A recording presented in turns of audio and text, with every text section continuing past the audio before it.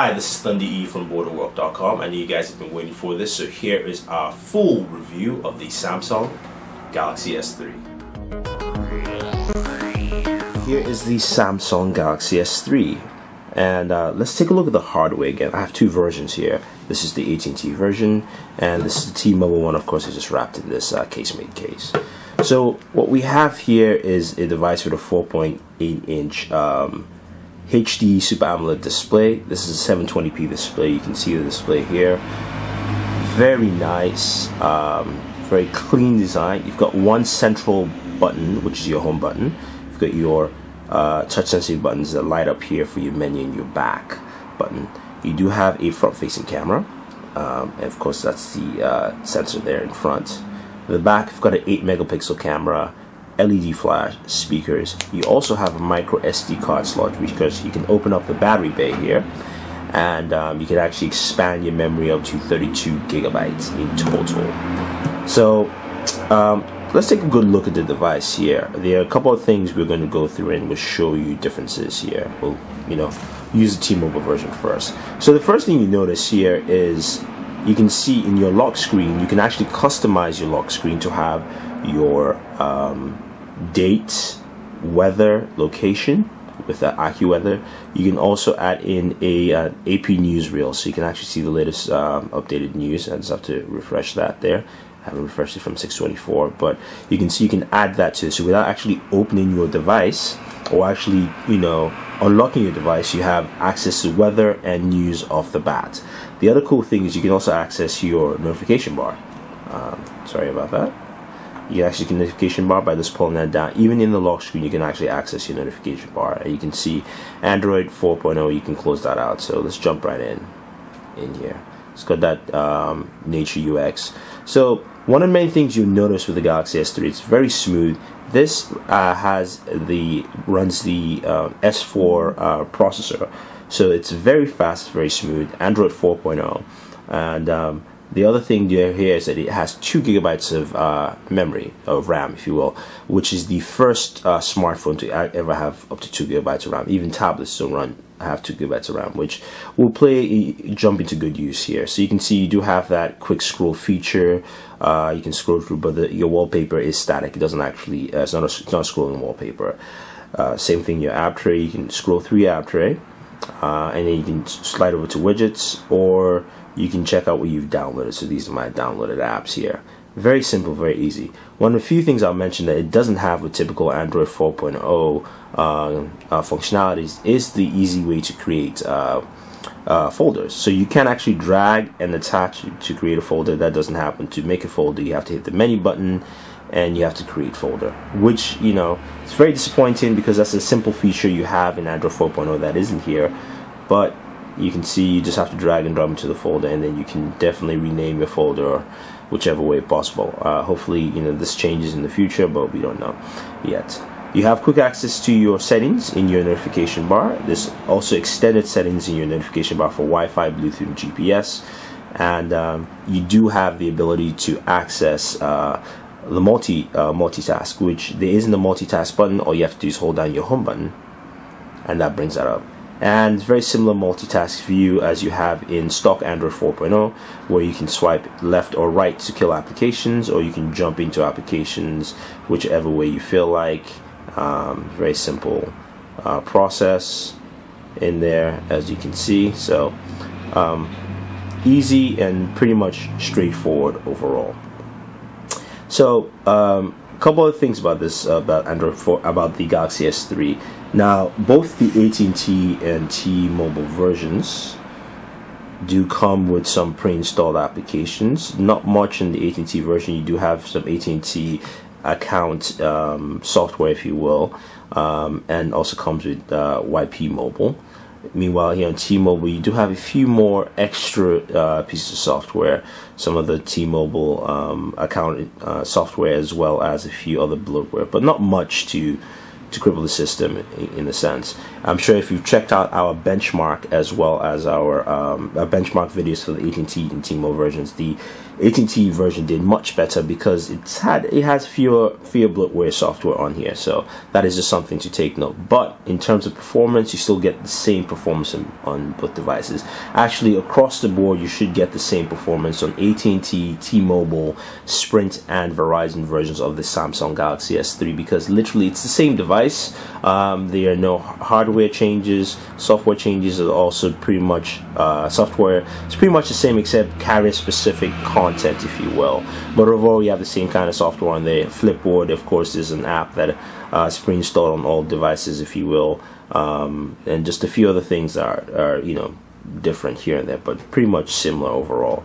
Now, when it comes to data speeds, you're going to get better data speeds on the LTE versions, which of course are the Verizon, the AT&T versions, in comparison to T-Mobile HSPA Plus, which you still get very good speeds. Like again, check out our benchmark test scores. You see that there, but we'll just run that for you here quickly so you can see some of the data speeds here. And I don't think I downloaded the application. Yeah, so I'm just going to quickly do that. Begin test.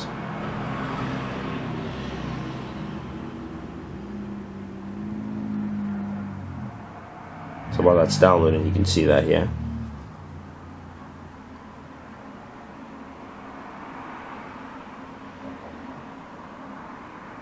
So you can see on the HSPA Plus version, I'm getting about 14 megabits per second, and on the LTE version, I'm getting about 30. So you can see that the main difference here you're going to get is speed with your 4G networks. That's pretty much it here in comparison. Let's do one more just to show you. I know a lot of people have asked what the difference is, and this is pretty much the key difference you find with the LTE version as well as the HSPA version. Right now, the Sprint version has LTE, but it's not actually activated, so technically the Sprint version is the slowest version you will find with all Galaxy S3 models. So okay, let's get back into the main nitty-gritty of this review. So before I do that, let's go into our settings here. Take a look at the settings option. Slide that away. So your settings options look similar to what you have in stock Android. I have power save mode, and we'll get back into that in a second, but we can scroll down to the about device. You can see it's running Android 4.0.4 there. You can do a software update just to check. I don't think we have any. Go OK. Connected to server.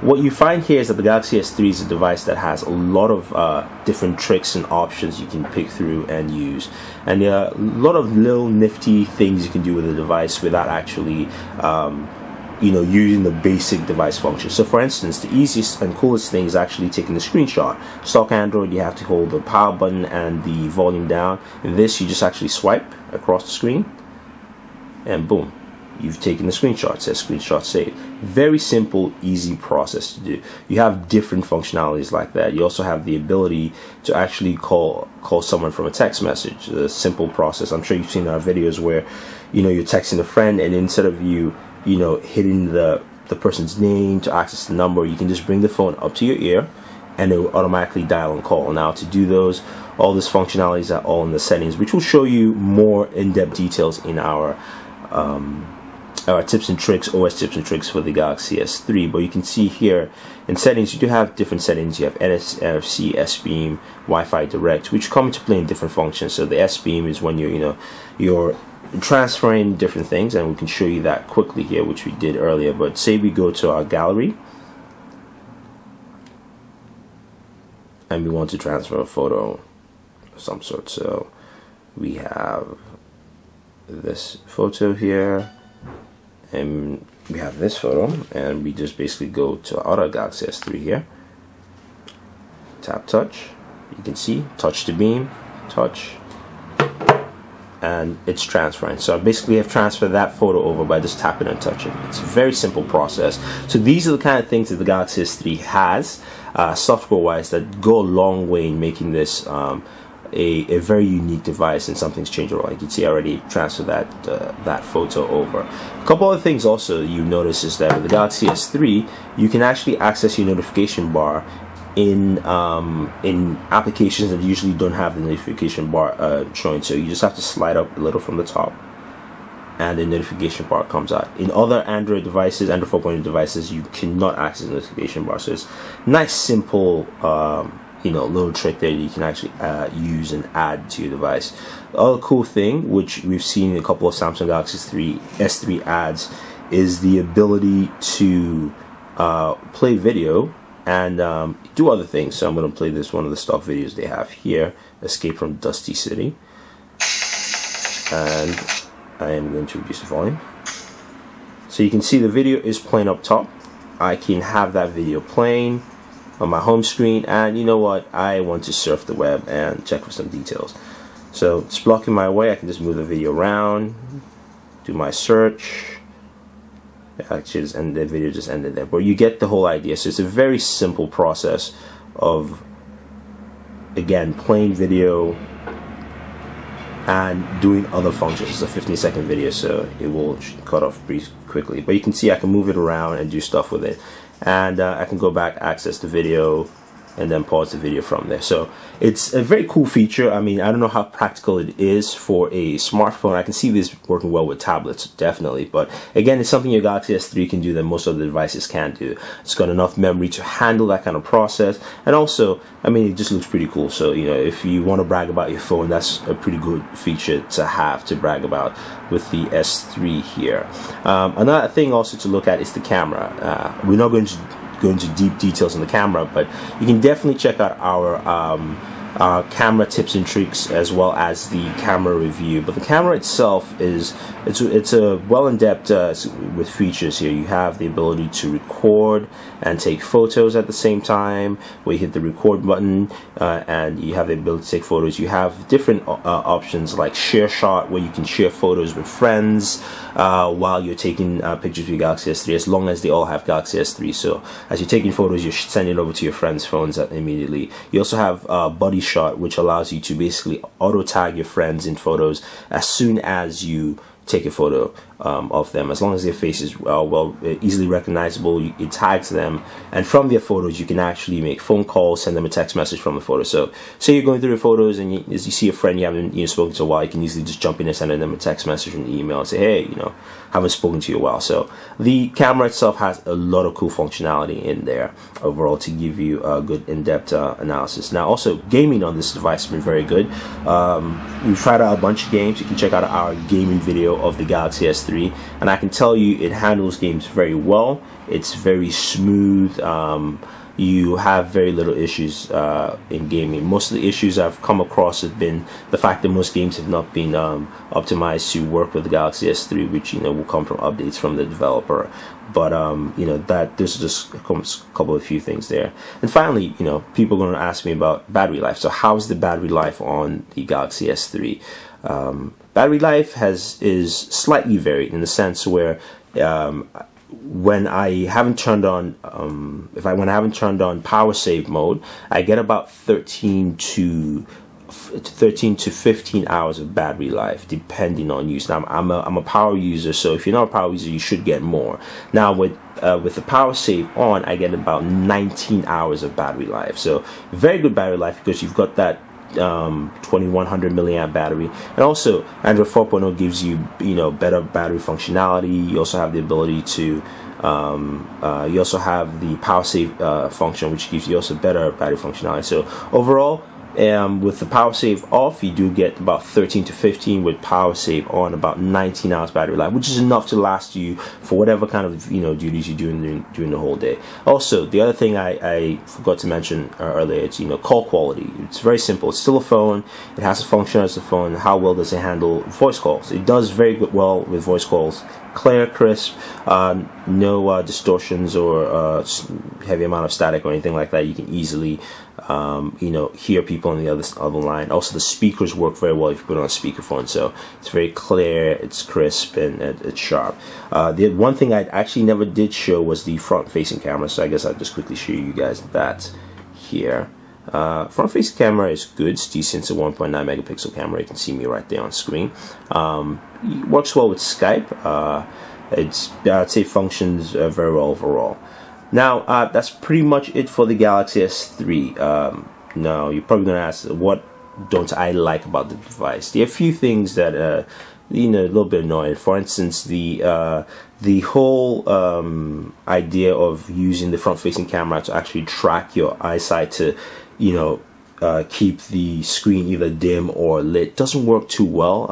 I know Samsung sent an update to fix that, so that's one thing I will mention. Also, in heavy use, the screen actually heats up a little bit, so you will feel some heat coming from the screen itself. But that's pretty much it, and they're not major issues or anything like that. They're just things that I think people should just know. Overall, I think the Samsung Galaxy S3 is pretty much the best smartphone on the market. Yes, the HTC One X is a very good phone, but I think Samsung's added a lot of little nifty things you can do with the Galaxy S3 that take it along with things from easily taking a screenshot by just swiping, the fact that you can actually just lift up the phone and make a phone call from a text message, the fact that you can share photos with friends who have the same phone with you with ease. You have the buddy shot where you can tag your friends in. You also have different features like when your phone is calling, when your phone's ringing in a meeting, you can just flip it over and it basically shuts the phone off, or mutes the call. You have different little things that add to the whole Android 4.0 experience, and I think they've gone a long way in making that a very simple process and not actually making Android 4.0 feel cluttered with TouchWiz here on the device. So that's pretty much it. Galaxy S3 I think is the best smartphone on any carrier. If you're on T-Mobile, AT&T, Verizon, or Sprint, I suggest this is a great phone for you guys to pick up. So if you guys have any questions or any comments about the Samsung Galaxy S3, let us know. Don't forget to subscribe to all our pages on Twitter, Facebook, and YouTube. It's all Booredatwork with 2 O's. And also you can follow us on all the different social media avenues we have on the with the links down below. So this is Thunder E saying thank you and always enjoying the entertainment.